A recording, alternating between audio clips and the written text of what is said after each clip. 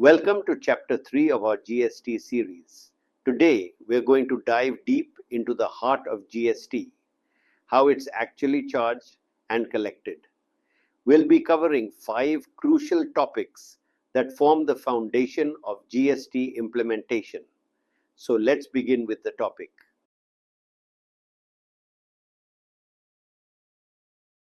First, we'll understand the difference between intrastate and interstate supply. This is absolutely critical because it determines which tax applies. Then we'll explore the actual levy and collection mechanism under GST. We'll also examine the reverse charge mechanism, a unique concept where the buyer pays tax instead of the seller. Next, we'll look at how goods and services are classified for tax purposes. And finally, we'll understand the composition scheme, a simplified tax structure for small businesses. These concepts are interconnected, and understanding them will give you a complete picture of how GST operates in practice. Let's start with the fundamental concept of intrastate and interstate supply. On intrastate supplies, we apply both CGST and SGST or UTGST. Think of it as a dual tax structure where both the center and state get their share of revenue from the same transaction. What exactly is an intrastate supply? The term intra means within. So intrastate supply simply means supply within the same state. According to Section 7 of the IGST Act, when both the supplier's location and the place of supply are in the same state or union territory, it's treated as intrastate supply. For example, if a business in Kolkata supplies goods to a customer in Sundarban, both being in West Bengal, this becomes an intrastate supply. The key point here is that both locations must be within the same state boundaries. Now let's understand interstate supply. Inter means between. So this involves transactions between different states or territories. According to Section 8 of the IGST Act, interstate supply occurs when the supplier and the place of supply are located in different states, different union territories, or between a state and a union territory. For instance, if goods move from West Bengal to Maharashtra, this becomes an interstate supply. The geography is different, so the tax treatment is also different. For interstate supplies, we apply IGST, Integrated Goods and Services Tax.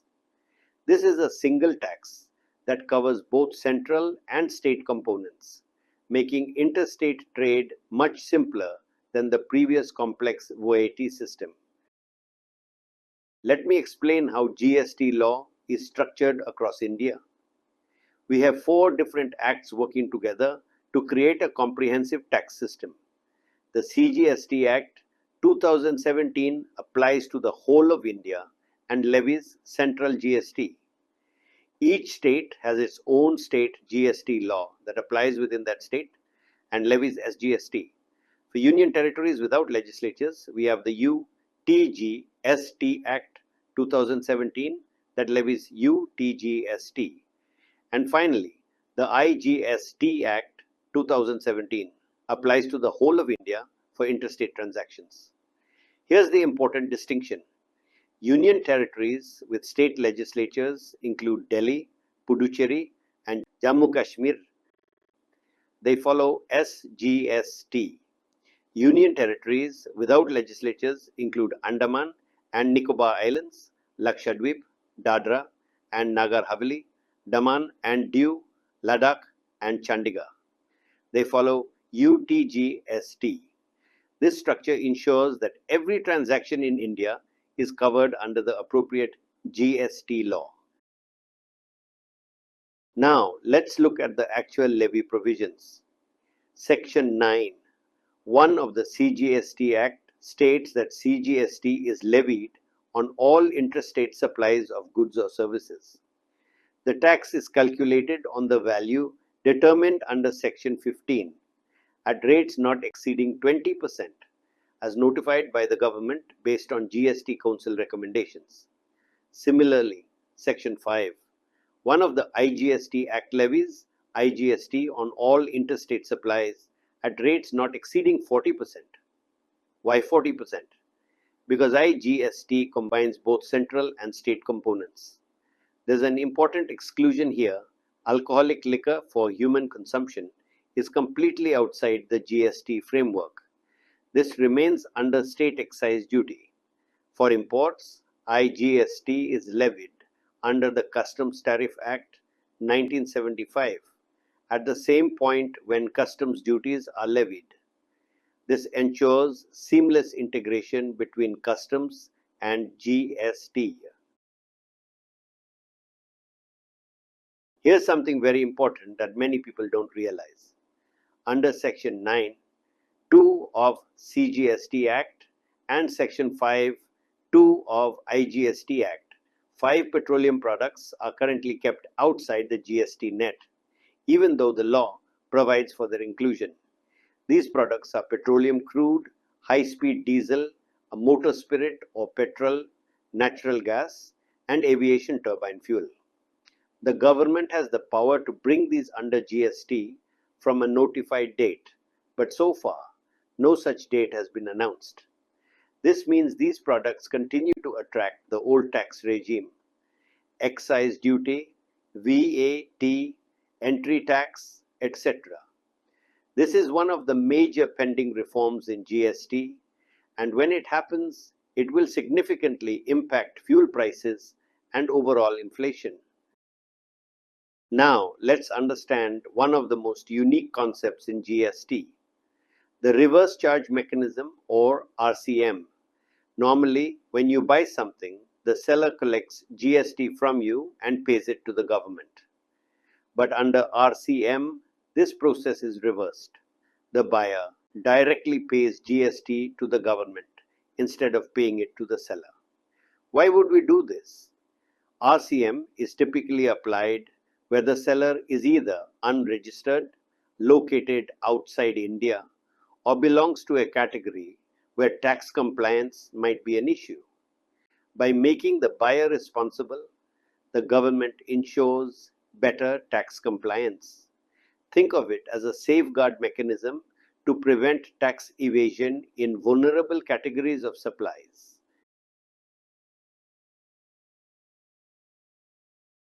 The legal framework for RCM is quite comprehensive. Under Section 9(3) of CGST Act and Section 5(3) of IGST Act, the government can specify categories of supplies where tax shall be paid on reverse charge basis by the recipient. Additionally, Section 9(4) and 5(4) specifically deal with supplies from unregistered persons.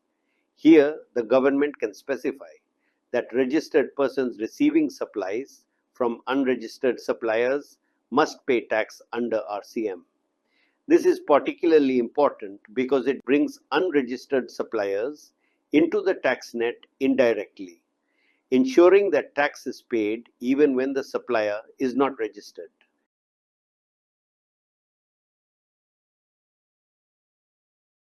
Let me walk you through the specific goods that attract RCM. These are notified under notification number 04/2017 Central Tax Rate, dated 28/06/2017. This notification issued under Section 9(3) of the CGST Act 2017. First, we have agricultural products like cashew nuts, BD wrapper leaves, tobacco leaves, and raw cotton. When these are supplied by agriculturists to registered persons, the buyer pays GST under RCM.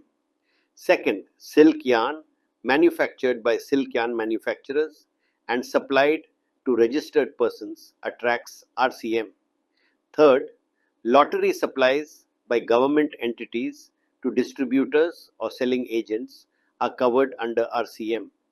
The logic is clear. These are sectors where the supplier might not be equipped to handle GST compliance, So the responsibility is shifted to the registered buyer.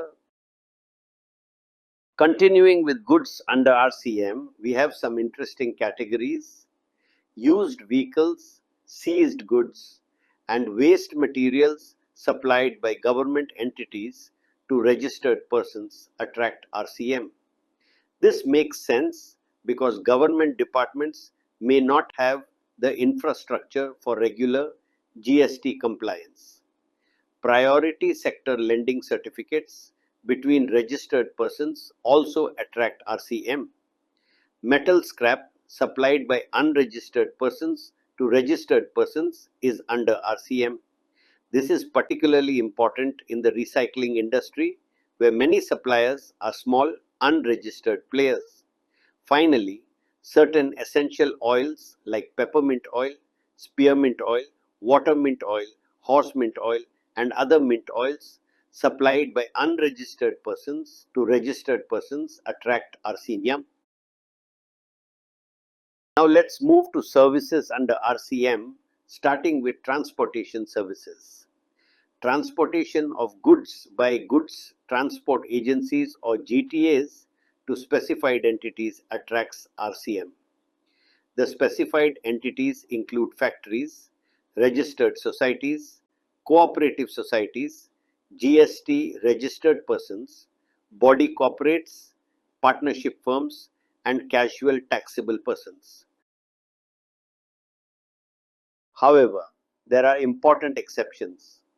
RCM doesn't apply when services are provided to government departments registered only for TDS purposes, not for making taxable supplies. Also, if the GTA is registered and opts to pay tax under forward charge by issuing proper tax invoices, then RCM doesn't apply. This provision ensures that the organized transport sector contributes to GST revenue while providing compliance flexibility. Let me clarify what exactly is a goods transport agency or GTA under GST. A GTA is any person who provides transport services for goods by road and issues a consignment note.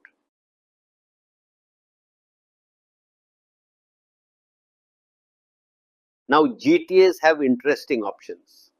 If a registered GTA chooses to pay tax itself, it can pay either 12% with input tax credit or 5% without input tax credit. This is forward charge mechanism. If the GTA doesn't choose to pay tax itself, then the recipient pays 5% under reverse charge mechanism. However, if the recipient is just an individual consumer or unregistered casual taxable person, the service becomes exempt from GST. This flexible structure accommodates both organized and unorganized transport sectors. There are several other professional services under RCM that are quite important. Legal services by advocates to business entities attract RCM. This means when a company hires a lawyer, the company pays GST directly to the government. Arbitral tribunal services to business entities are under CGST. Sponsorship services to body corporates or partnership firms attract RCM. Government services, except specific exclusions like postal services and transport services, are under RCM when supplied to business entities. The pattern is clear. When services are supplied to business entities by professionals or government, RCM applies to ensure tax compliance. Property-related services have specific RCM provisions that are quite practical. Renting of immovable property by government to registered persons attracts RCM. Renting of residential dwelling to registered persons attracts RCM. This covers office spaces rented for business purposes. Renting of non-residential property by unregistered persons to registered persons attracts RCM. Transfer of development rights and long-term lease of land for construction projects attract RCM, with the promoter being responsible for paying tax. These provisions ensure that the real estate sector, which was largely outside the tax net earlier, now contributes to GST revenue. This is a very practical issue that many companies face. When is directors' remuneration taxable under GST? The key is to determine whether the director is an employee or providing professional services. For independent directors who are clearly not employees, their remuneration is always taxable under GST with RCM. If there's an employer-employee relationship, meaning the remuneration is treated as salary, subject to TDS under Section 192 of Income Tax, then it's exempt from GST under Schedule 3. However, if the director provides professional or technical services, meaning the remuneration is treated separately and subject to TDS under Section 194J, then it's taxable under GST with RCM. This distinction is crucial for proper compliance. Let me cover the remaining services under RCM which are quite specialized. Insurance agent services to insurance companies attract RCM. Recovery agent services to banks and financial institutions attract RCM. Copyright services by artists, composers, and photographers to music companies attract RCM. Services by RBI overseeing committee members to RBI attract RCM. Direct selling agent services to banks and NBFCs attract RCM. Business facilitator and business correspondent services attract RCM. These provisions ensure that the financial services sector, which has many intermediaries, contributes properly to GST revenue. The final categories of services under RCM are quite interesting. Security services, supply of security personnel by non-body corporates to registered persons attracts RCM. This covers the large security services industry. Securities lending under CB scheme attracts RCM. Renting of passenger vehicles with fuel cost by non-body corporates to body corporates attracts RCM. This last provision is particularly important and often misunderstood. So let me clarify the difference between vehicle renting and passenger transport. This distinction is crucial for proper tax treatment. Vehicle renting means the body corporate hires the vehicle for a period of time and the vehicle remains at their disposal. The corporate decides the routes, schedules, and operations. This attracts RCM. Passenger transport service means the service provider operates the vehicle on predetermined routes and schedules for specific journeys. The corporate is just a passenger. This doesn't attract RCM. For example, if a company rents a bus for employee transport and controls its operation, it's vehicle renting under RCM. If the company just books seats in a regular bus service, it's passenger transport without RCM. This circular from 2022 clarified many disputes in this area.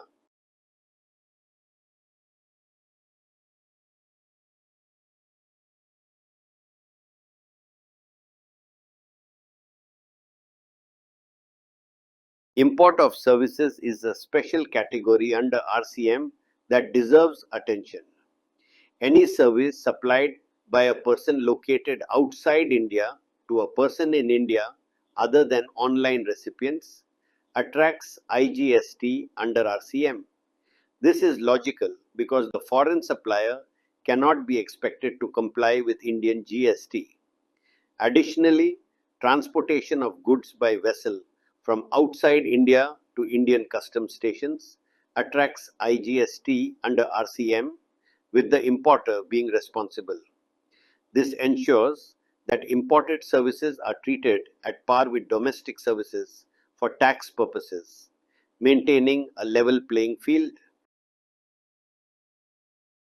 This is a very specific provision targeting the construction industry. Under Notification 07/2019, promoters are required to pay GST under RCM for certain supplies received from unregistered persons. This includes supplies that constitute shortfall from minimum purchase requirements, cement supplies, and capital goods supplies for construction projects. The logic is that the construction industry has many unregistered suppliers, and by making promoters responsible under RCM, the government ensures tax compliance in this critical sector. This provision has significantly impacted the construction industry's tax planning and compliance. Now let's understand electronic commerce operators, or ECO, which have become very important in the digital economy. An ECO is any person who owns, operates, or manages a digital platform for electronic commerce. Think of companies like Oyo, Zomato, Ola. These are all ECO. The law recognizes that these platforms facilitate supplies between actual service providers and consumers, so they need special treatment under GST to ensure proper tax compliance. ECOs have specific responsibilities under Section 9(5) of CGST Act.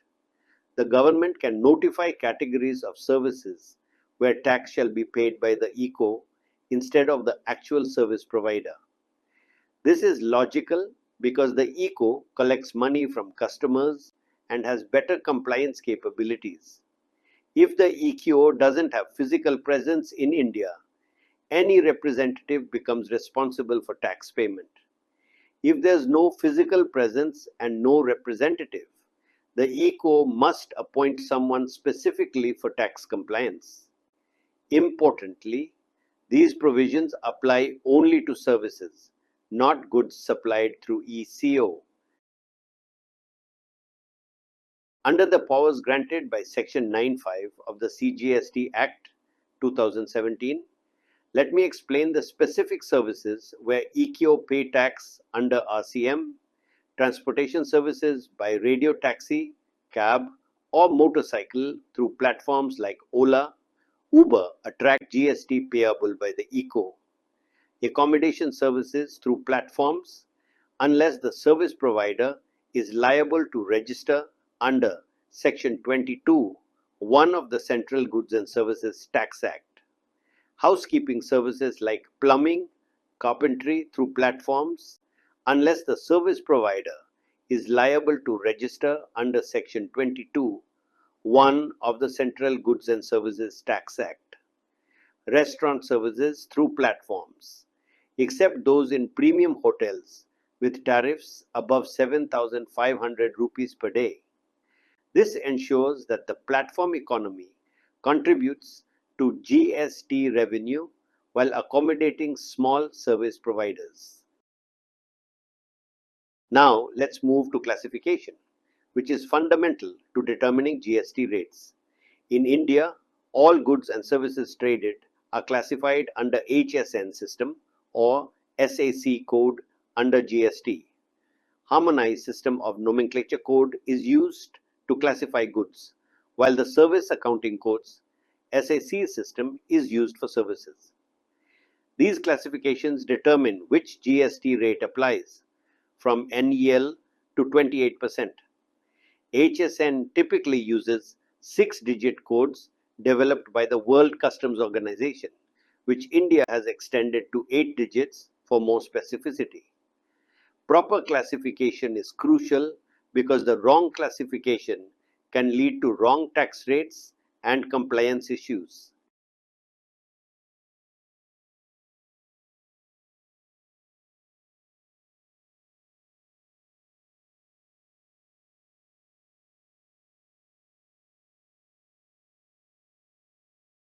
The classification structure is hierarchical and systematic. Structure of classification: it starts with sections, broad categories of goods, then chapters, specific groups within sections, then headings, further classification under chapters, then subheadings, detailed breakdown of headings, finally, tariff items, the most specific level, rules for classification. The rules of interpretation of the Customs Tariff Act guide this process, along with general explanatory notes. This ensures uniform classification across the country. Rate determination process. The process involves identifying the correct chapter first, then examining headings and subheadings, and finally applying the relevant GST rate notification. Let me give you an overview of GST rates in India.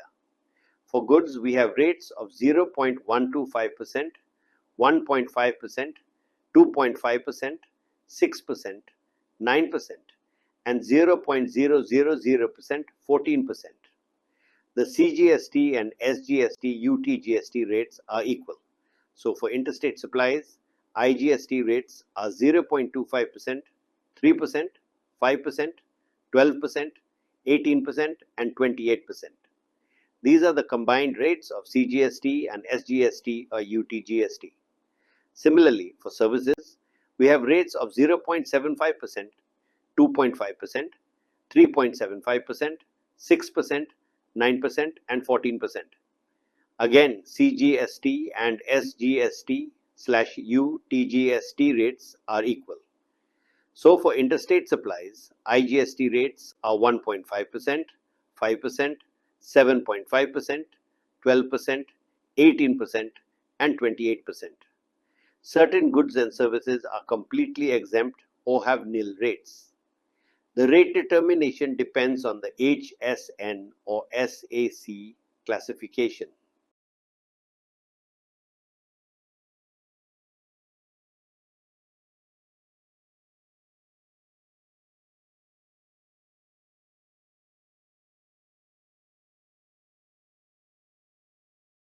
Now let's understand the composition scheme, which is a simplified tax structure for small businesses. Section 10(1) of the CGST Act allows registered persons with aggregate turnover not exceeding 1.5 crores in the preceding year to opt for composition levy. For special category states, the limit is 75 lakh rupees. The scheme allows businesses to pay tax at a fixed percentage of turnover instead of the regular GST rates. This significantly reduces compliance burden for small businesses. However, the scheme comes with conditions and restrictions that businesses must carefully consider.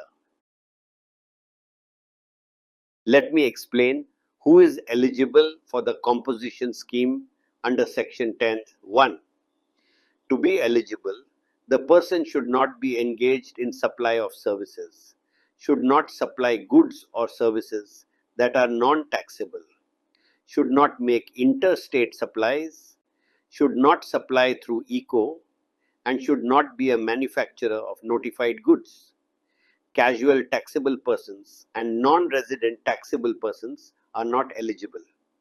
Importantly, all persons sharing the same PAN must uniformly opt for the scheme. If one doesn't opt, none can avail the scheme. This ensures that the scheme is available only to genuinely small local businesses.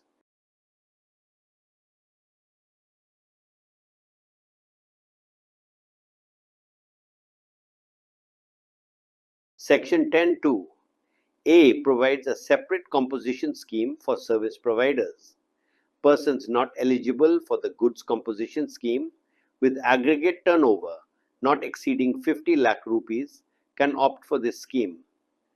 The tax rate is not exceeding 3% of turnover in the state or union territory. The eligibility conditions are similar to the goods scheme. no interstate supplies, no supplies through ECOs, not a casual or non-resident taxable person. This recognizes that service businesses have different dynamics and need separate treatment.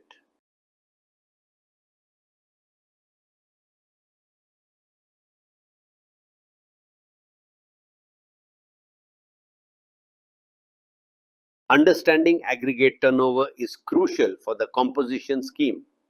Aggregate turnover means aggregate value of all outward supplies. It includes all outward supplies, taxable supplies, exempt supplies, exports, and interstate supplies. However, it excludes CGST, SGST, UTGST, IGST, and cess. It also excludes inward supplies on which tax is payable under RCM.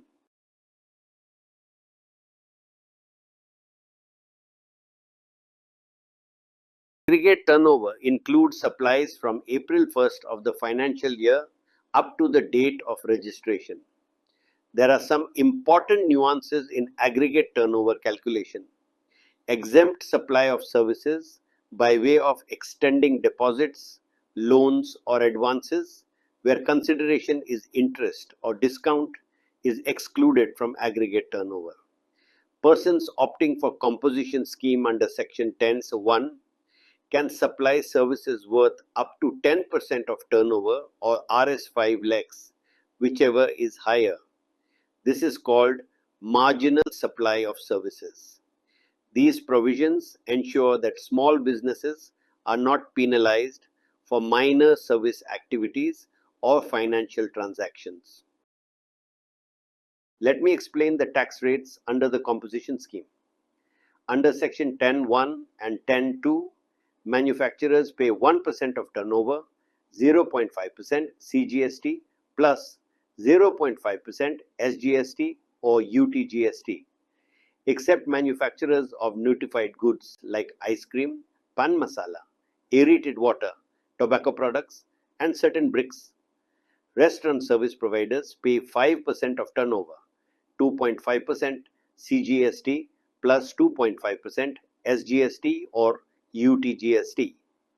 Other suppliers eligible pay 1% of turnover. Service providers under Section 10(2)A pay 6% of turnover, 3% CGST plus 3% SGST UTGST. These rates are much simpler than regular GST rates and reduce compliance burden significantly. The composition scheme comes with strict conditions under Rule 5. The person cannot be a casual or non-resident taxable person. Goods held in stock should not be purchased from interstate trade, imports, or branches outside the state. If goods are purchased from unregistered suppliers, tax must be paid under RCM. The person must pay tax under RCM on all applicable inward supplies. The person should not have been engaged in manufacturing notified goods in the preceding year.